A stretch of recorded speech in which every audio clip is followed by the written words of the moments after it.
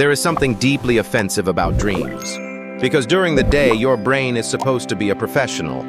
It answers emails, remembers passwords, pretends to care about meetings, and then at night, total collapse.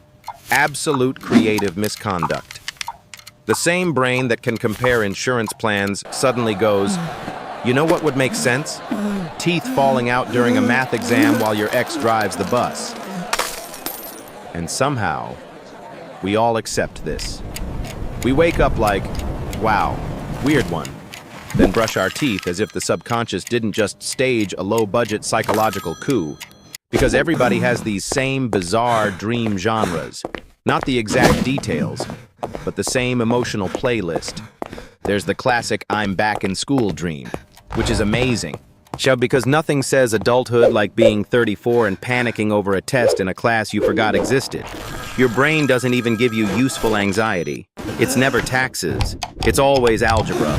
As if the real unfinished business in your life is that one worksheet from 2007. Then there's the I'm in public and somehow unprepared dream. Maybe naked, maybe shoeless, maybe giving a presentation with no slides and no idea what the topic is. Which is really just the subconscious saying, hey, remember how society is built on performance? Let's remove the costume and see how you do. Great. Thanks. Very subtle. And why is the crowd in dreams always so calm? That's the most unrealistic part. In real life, people are messy, distracted, checking their phones. In dreams, they all become this silent jury of your worst-case scenario. That's like they've been waiting all week for your humiliation. Then you get the teeth dream. Ah, yes, the deluxe package of fragile identity. Nothing captures modern life better than your own body filing for bankruptcy in your mouth. 1 second you're talking, the next you're holding a pile of molars like loose change. And dream you always reacts with the same energy. Not pain, just administrative horror. Oh no, this seems expensive.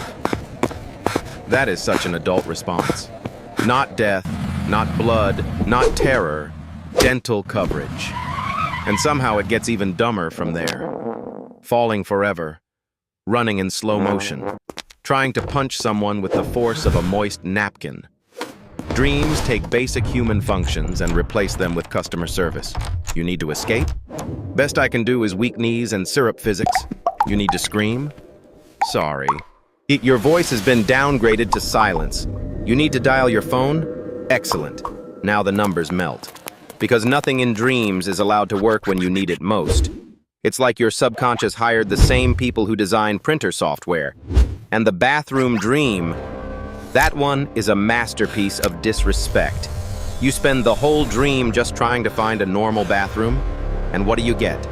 A hallway of unusable stalls, one toilet on a stage, or a door that opens into another, somehow worse bathroom. That dream understands something profound about being human. Privacy is temporary, and dignity is a lease, not ownership. Then there's the transportation dream. Missing the plane, missing the bus, running toward the gate that keeps moving away like it's being managed by an algorithm. That one feels very North American to me.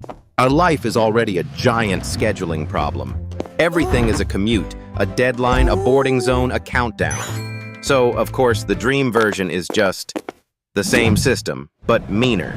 It's your calendar wearing a trench coat and chasing you through Terminal B. And let's talk about the weird cameos. Why does some random person from 8th grade show up in a dream like they're owed a speaking role?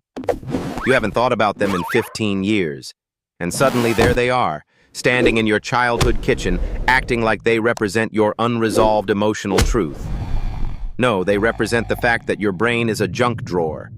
It keeps expired coupons, useless memories, one traumatic presentation, and a song lyric from 2012. Then throws it all together at 3 a.m. and calls it symbolism.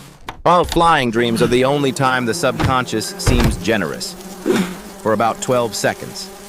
You lift off, you glide, you think, wow, freedom. Then immediately your brain goes, actually, let's make this unstable. Because even in fantasy, joy must remain conditional. That's the whole deal, isn't it? Dreams are not random. They're bureaucracy with costumes.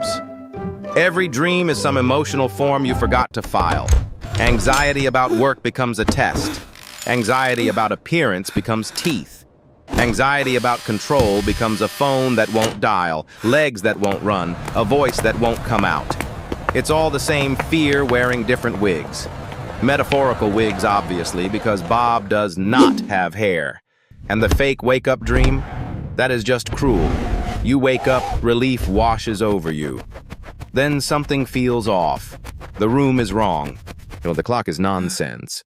The light has a sinister little attitude. Congratulations. You are now trapped in a sequel. That dream is basically your subconscious saying, "Oh, you thought you were done? Adorable." Which, honestly, is also how rent feels. And yet, as ridiculous as dreams are, there's something weirdly democratic about them. Doesn't matter if you're rich, broke, confident, insecure, single, married, successful, lost. Eventually, your brain will still drag you back into a hallway, remove your competence, and make you miss a test, a flight, or your own teeth. That's beautiful, in a sick way. We spend all day pretending to be coherent adults, and every night the mind goes, "Let's review the footage." So maybe weird dreams are not glitches. Maybe they're the most honest thing we have. Tiny, surreal audits of our fears. At our shame, our pressure, our need to keep it together in a culture that never really lets anybody relax. Or maybe your brain is just a chaotic little gremlin with access to a projector. Either way, it's working overtime. And frankly, it should be tipping you.